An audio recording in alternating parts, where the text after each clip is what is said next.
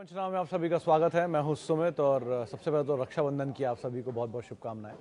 और भारतीय बाजारों में जहां पर आज फर्स्ट हाफ की शुरुआत बढ़िया थी, लेकिन सेकंड हाफ तक आते आते बैंक्स की वजह से एक हेवी सेल ऑफ इंडेक्स में देखने को मिला और बिल्कुल फ्लैट या फिर कह लीजिए फ्लैट टू नेगेटिव साइड पे कहीं जाके इंडिसेस बंद होते हुए दिखाई पड़े।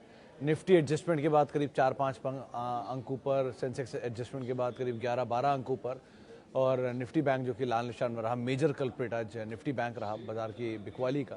तो HDFC bank, ICICI bank, Kotak Mahindra bank, IndusInd bank, axis bank, ये सब हैवी वेट जो है बैंक्स के, उनमें सेल ऑफ आया जिसने इंडेक्स को नीचे की तरफ धकेला और दिन के निचले स्तरों पर कहीं जाके इंडिसेस बंद होते हुए दिखाई पड़े। लेकिन आज जो ब्रॉडर मार्केट है वहाँ पर तेज़ी ज़बरदस्त थी। आप चाहे मिड कैप देख लीजिए या स्मॉल कैप देख लीजिए, रिकॉर्ड स्तरों पर पहुँचे।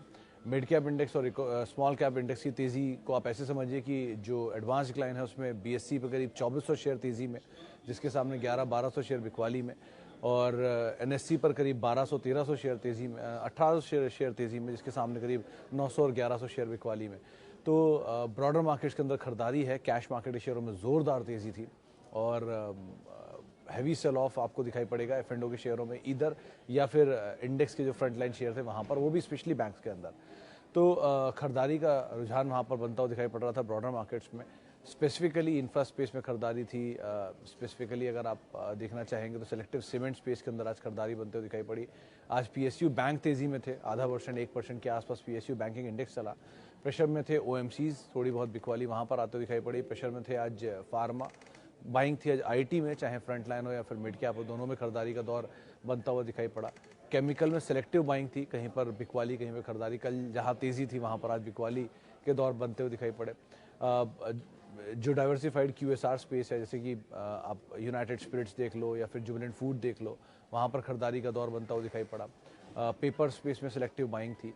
तो ऐसे कामकाज हो रहा था, लेकिन बिल्कुल स्टॉक स्पेसिफिक स्टोरीज मार्केट में अभी कामकाज कर रही हैं और स्पेशली कैश मार्केट के अंदर तो ज़्यादा ही आपको दिखाई पड़ेगा। जहाँ ब्लॉक्स हुए उनका इम्पैक्ट है। मिसाल तौर पर जोमेटो का ब्लॉक था, ब्लॉक के बाद 6% चला। स्कॉट्स आज न्यूज़ फ्लोज के बीच में लगातार दूसरे दिन, तीसरे दिन रात चलता हुआ दिखाई पड़ा, अपने नए ऑल टाइम हाइस पर है। 10% का move despite stock F&O ban में। इसके अलावा जुबिलेंट फूड ब्लॉक हुआ, ब्लॉक का इम्पैक्ट वहाँ पर भी देखने को मिला। 1% का करीब का इक्विटी का ब्लॉक था और शेयर वहाँ पर भी अच्छी तेज़ी में आज कामकाज करता हुआ दिखाई पड़ा। लिकर स्पेस में, सिलेक्टिव स्पेस में खरीदारी थी। Radico, Globus, GM, United Spirits, Som, सब में आज के सत्र में खरीदारी का दौर बनता हुआ दिखाई पड़ा। तो ओवरऑल एक अच्छा सेशन आपको वहाँ दिखाई पड़ेगा जहाँ पर कैश मार्केट रिलेटेड स्टॉक हैं। लेकिन हाँ, मेजरली प्रेशर आज आपको दिखाई पड़ेगा एफ&ओ रिलेटेड स्टॉक में इधर, या फिर निफ्टी बैंक के अंदर जहाँ पर ज़्यादा दबाव बनता हुआ दिखाई पड़ा। पीएसयू बास्केट अभी भी तेज़ी में है, स्पेशली रेलवेज़ जहाँ पर खरीदारी का रुझान बना हुआ है। चलिए अब सवाल जवाब का सिलसिला शुरू कर लेते हैं और बातचीत कर लेते हैं कुछ सवालों को लेकर भी। जो पहले सवाल मेरे पास आए हैं उनके ऊपर नज़र डाल लेते कौन कौन से सवाल हैं। कहाँ गया वीडियो। ओके, पहला सवाल, आईटीसी में क्या किया जाए। सर आईटीसी 52% या 48% के आसपास का मूव तो स्टॉक ने ऑलरेडी दिया है इस साल में, तो मतलब क्या करने वाली बात तो ऑलरेडी स्टॉक कर चुका है। रही बात क्वालिटी वाइज, तो ऑब्वियसली बात है इट्स अ क्वालिटी स्टॉक, तो उसमें तो कोई डिनाइल ही नहीं है। बट बड़ा अप मूव आ चुका है।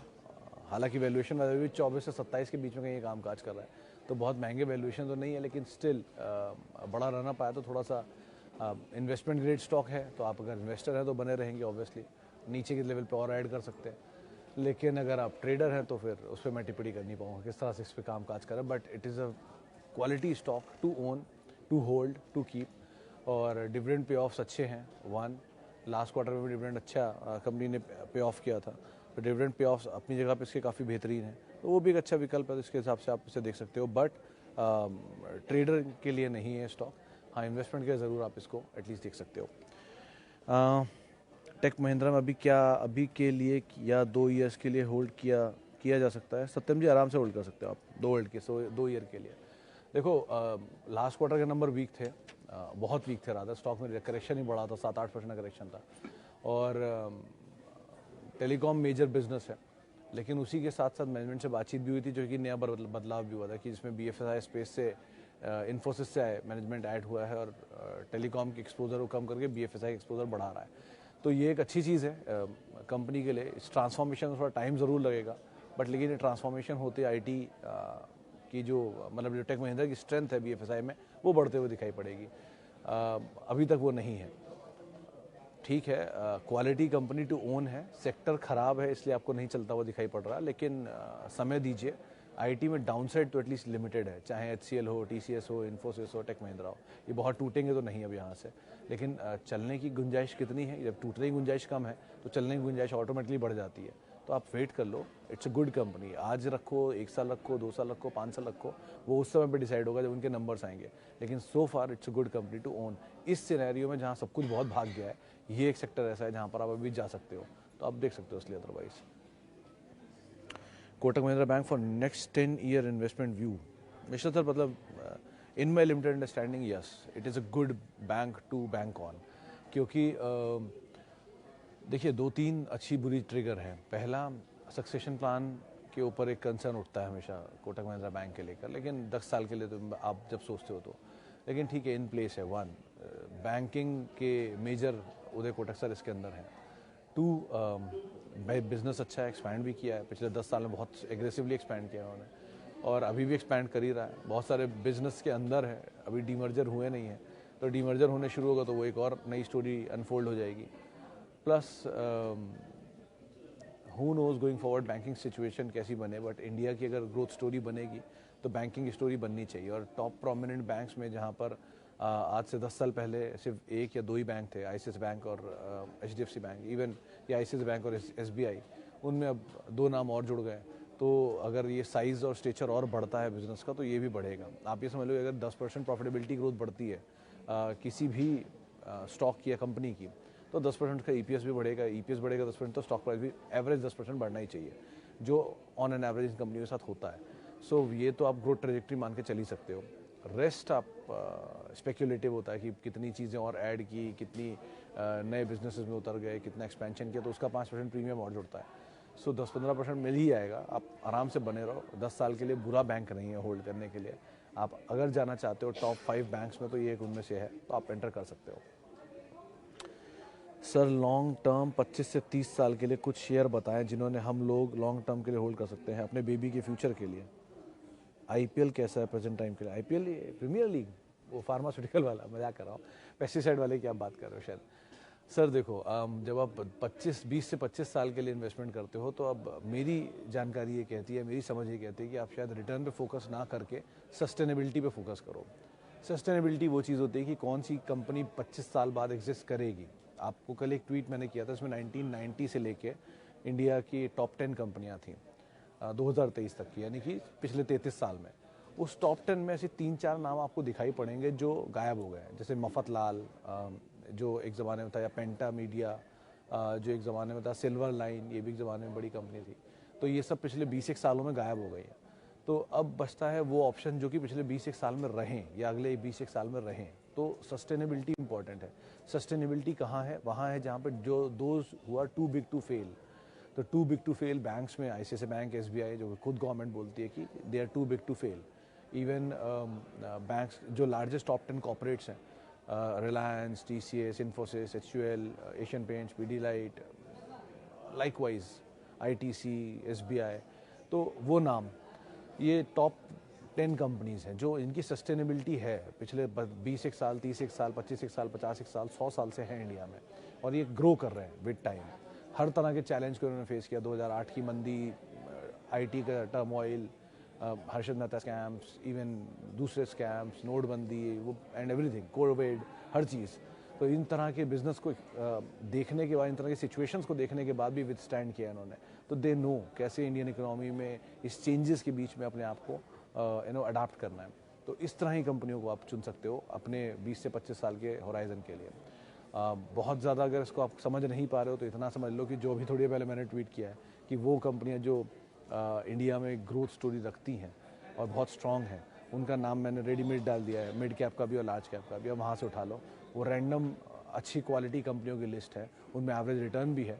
बस वो मत सोचना कि ज़्यादा रिटर्न जिसने दिया वो चलेगा।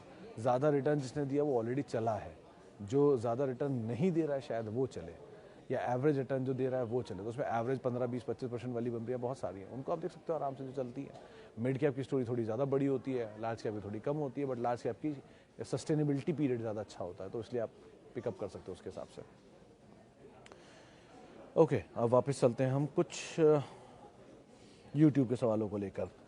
जाकी शेख साहब का सवाल है, sir I bought it IT stocks 2 years ago, Infosys and Wipro, but still in loss. So I am deciding to purchase some stock of Reliance. So it is good to go, or wait? The market is at its peak. So value buy now. Sheikh साहब देखो, आपने IT में 2 साल पहले खरीदारी की और 2 साल से IT चला नहीं। आपने 2 साल से IT में इसलिए खरीदारी की थी क्योंकि IT उस समय चल रहा था, तो सबकी नज़र में था, सबको लगता था IT का फ्यूचर चलेगा, तो आपने इसलिए खरीदारी कर ली। अब IT वहाँ से नीचे आ गया और बहुत समय से एक रेंज के अंदर है। क्या पता आपको जहाँ पेशेंस आपका ख़त्म हो वहीं से ही IT चलना शुरू हो जाए। एग्जाम्पल देता हूँ, कुछ समय पहले किसी एक फ्रेंड ने जुबिलेंट इनग्रेविया के शेयर लिए थे, वो मुझे सबसे प्रोमिनेंट याद है इसलिए बता रहा हूँ। तो उन्होंने खरीदारी की थी 700 रुपये, 680 या 700 रुपये की रेंज में। वो चला नहीं, टूटता गया। उन्होंने खरीद लिया कुछ सोच के, फिर बहुत समय तक नहीं चला और उनको जब पेशेंस उनका ख़त्म होने लग गया तब वो लेवल आया 400 रुपये के अराउंड। तो उन्होंने मुझसे पूछा, मुझे लगा कि यार इसमें डाउन साइड लिमिटेड है, आप बने रहो। तो वो 400 रुपये वाला शेयर, मैंने कहा आपको एवरेज करना है आप कर भी सकते हो। तो उन्होंने एवरेज भी कर लिया होगा या नहीं किया, वो उनकी मर्जी है, लेकिन 400 रुपये पर अगर एवरेज हुआ होता तो आज जुबिलेंट इनग्रेविया 520 रुपये पहुँच गया है। सो विद टाइम आपका पेशेंस जहाँ लूज़ होने लगता है वहाँ पर आप थोड़ा सा एवरेज कर लो, और क्योंकि दोनों क्वालिटी है, विप्रो भी और इन्फोसिस, तो उसमें कोई ऐसा इशू नहीं है। आप लॉन्ग टर्म इन्वेस्टर हो, आराम से एवरेज करो। कंपनियां बंद नहीं हो रही है, धंधे चल रहे हैं उनके आज भी, थोड़ा बहुत स्टॉक नहीं चल रहा, दैट्स अ डिफरेंट थिंग। रही बात रिलायंस की, तो Reliance is again is a buy, value buy नहीं बोलूँगा, is a buy. Value buy situation में आपको कुछ भी नहीं दिखेगा कि बाजार ऑलरेडी नए हाई पर है।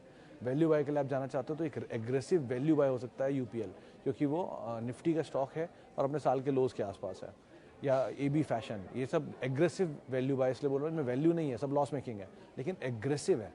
तो आप अगर एग्रेसिव इन्वेस्टर बन के यहाँ पे जाना चाहते हो, थोड़ा रिस्क उठा सकते हो, तो आप इनमें जा सकते हो, बट स्टॉप लॉस क्लोज रखना। IT में आप आराम से एवरेज कर सकते हो वन, क्योंकि डिविडेंड पेइंग कंपनी, तो रिस्क लेने की कोई दिक्कत नहीं है। आपको कुछ भी नहीं मिला डिविडेंड तो मिलेगा ही। और रही बात रिलायंस की, तो थोड़ा डाउन साइड मिले तो आप आराम से एंटर कर सकते हो, कोई दिक्कत नहीं वहाँ पर भी, बट पेशेंस रखिए। बाजार में ज़रूरी नहीं है कि 2 साल आपका शेयर नहीं चला तो अगले 2 साल भी नहीं चलेगा। हो सकता है अगले 2 साल वो इतना चल जाए कि पुराना भी सब एवरेज बराबर कर ले। ऐसे बहुत बार हुआ है। एक्चुअल 10 साल नहीं चला, लेकिन अगले 3 साल चला, उसने पिछले 13 साल का रिटर्न प्रोमिनेंटली 25% कर दिया, 3 गुना हो गया उसके बाद। तो बहुत होता है ऐसा, बाजार में कई साल तक कोई शेयर नहीं चलता है, सब बराबर कर देता है आगे पीछे का। 15% साल का, 20% साल का रिटर्न एवरेज आएगा।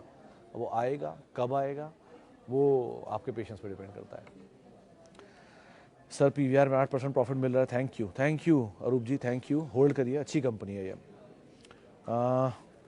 अनिल जी का सवाल है, सर 2020 में portfolio triple two 60 lakhs, now overcome the fear that 2020 crash and other global queen like Ukraine Russia, how market will behave.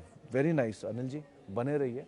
एक ही सलाह दूंगा कि क्योंकि आप लो बेस पे एंटर करके गए हो, तो अपना कैपिटल निकाल लेना, ताकि आपके पास हमेशा पैसा बना रहे किसी और मौके का इस्तेमाल करने के लिए।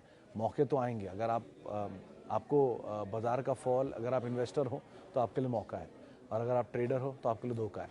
तो अगर वो मौका मिल रहा है आपको, तो उसके लिए पैसा होना ज़रूरी है। तो जहाँ आप कैपिटल आपको अच्छा बन रहा है, अप्रिशिएशन हो गया डबल ट्रिपल कई गुना, तो उसमें कैपिटल निकाल लो, ताकि कैपिटल सेफ रहे, और जिस दिन दोबारा मौका है किसी स्टॉक में या किसी बाज़ार के फॉल में, उसको आप इन कैश कर लो। तो अकॉर्डिंगली आप यहाँ पे कॉल लेना। I started my investment journey in 2018, but because of lack of ज्ञान कुछ खराब स्टॉक्स आ गए हैं, PNB, Yes Bank, Idea, how to get rid of these and future में ऐसे कोई स्टॉक में ना फंसूँ, गिव एडवाइस। तो सर PNB ख़राब नहीं है, पहली चीज़ चला नहीं है तो आप उसमें बने रह सकते हो, अच्छी बैंक है, प्रॉफिट मेकिंग बैंक है। यस बैंक की सिचुएशन ख़राब थी, SBI आ गया है तो बहुत ख़राब नहीं है, आप उसको बने रहो, बेचना मत एटलीस्ट। अब वो चलेगा कि नहीं चलेगा पता नहीं, लेकिन वो अब इससे ज़्यादा बुरा और नहीं देख सकता एटलीस्ट। आइडिया है कि इसमें सिचुएशन ख़राब है, एक्चुअल में ख़राब है, कोई भी तेज़ी में निकल जाना। और वो अब सुजलॉन, HCC, ये टाइप की कंपनियां जो आती हैं ना, इनमें हमेशा रहता है, वेस्कॉन और ये सब, जिनके नंबर्स में टर्न अराउंड होप हमेशा रहती है। मैं ही नहीं कह रहा हूँ टर्न अराउंड नहीं होगा, हो सकता हो जाए, हो सकता सुजलॉन में हो जाए, हो सकता HCC में हो जाए, हो सकता है वेस्कॉन में हो रहा हो, लेकिन हमेशा ऐसी स्टोरी पहले चलती हैं। अब कैसे इनसे दूर रहें, 2-3 चीज़ों का ध्यान रखना। Debt is always a pain, चाहे वो हमारे आपके ऊपर हो पर्सनल लाइफ में, या फिर किसी कंपनी के ऊपर हो।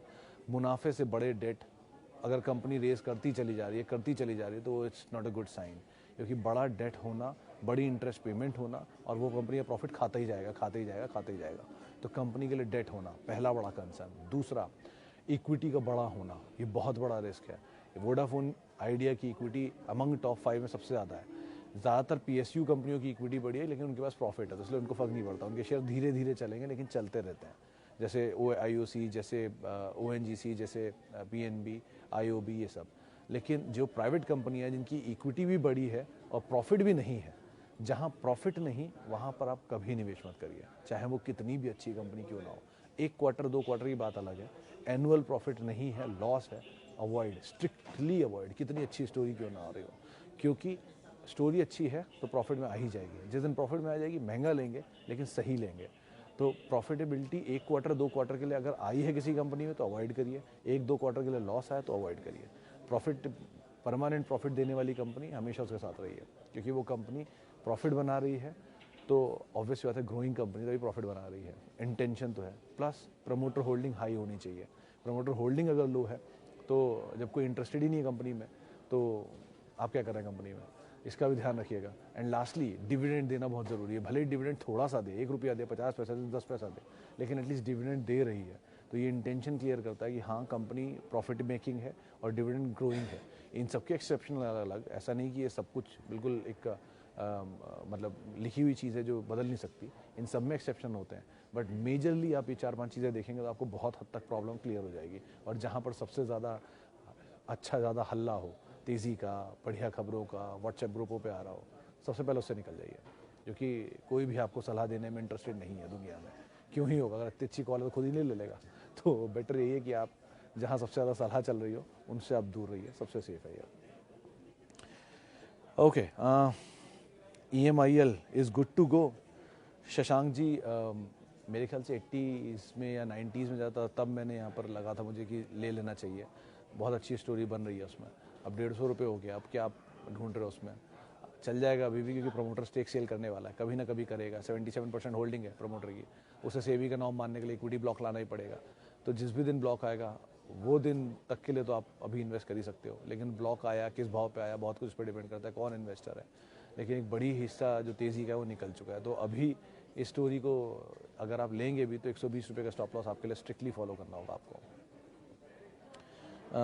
विच stock is good to buy at this time? JFSL, M&M and Titan. Depend on your time frame.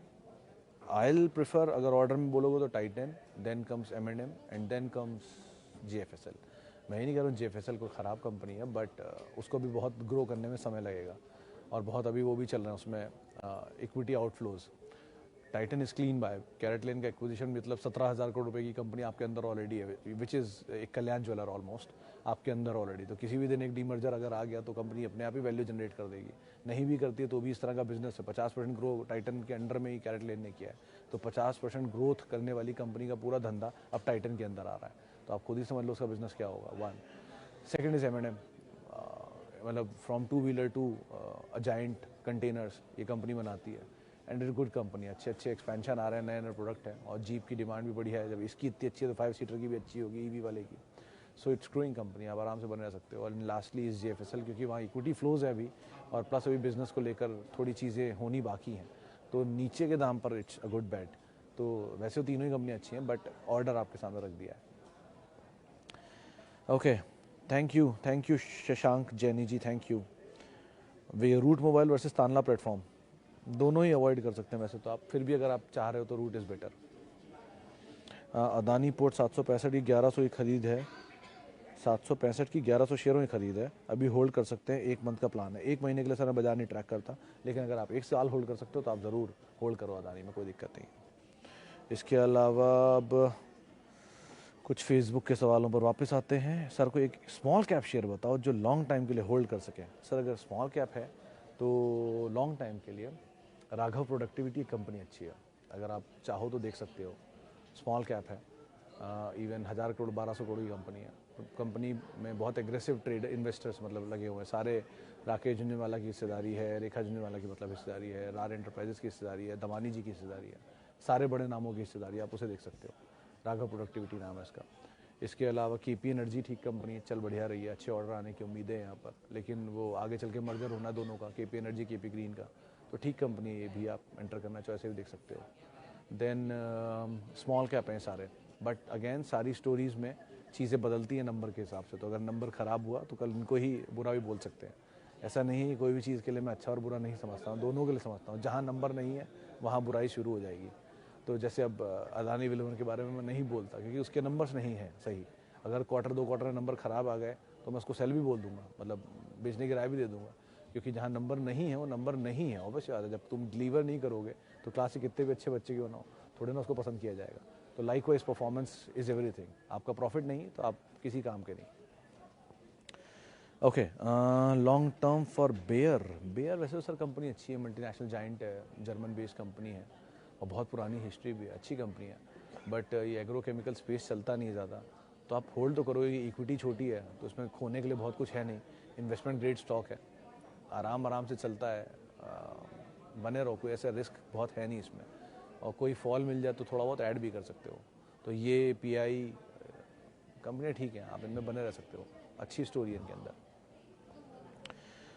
View on happiest mind 20 share 1144, can I average more? हाँ, you can average more Durgesh ji. And Sutlej is again, textile is all seasonal, तो थोड़ा तेज़ी मिले, momentum मिले तो आप call लेना, उसी के हिसाब का स्टॉक है ये। चलिए फिलहाल अब इतने ही सवालों में शामिल करूंगा। माफ़ी उन सभी लोगों से जिनसे बातचीत नहीं हो पाई, और बहुत बहुत शुक्रिया उन सभी लोगों का जिन्होंने सवाल पूछे। बहुत सारे सवाल आते इसलिए नहीं जवाब दे पाता कई बारी। और किसी भी निवेश से पहले अपने वित्तीय सलाहकार की राय ज़रूर ले लें। और आप मेरे साथ जुड़ सकते हैं @सुमित रिसर्च, मेरा ट्विटर हैंडल है, यूट्यूब हैंडल है, सोशल मीडिया हैंडल है। और अगर आप सवाल पूछना चाहते हैं तो आप CNBC आवाज़ के यूट्यूब और फेसबुक पेज पर सवाल रोज़ 3:30 बजे पूछ सकते हैं। और आप सबको एक बार फिर से रक्षाबंधन की बहुत बहुत शुभकामनाएं। नमस्कार।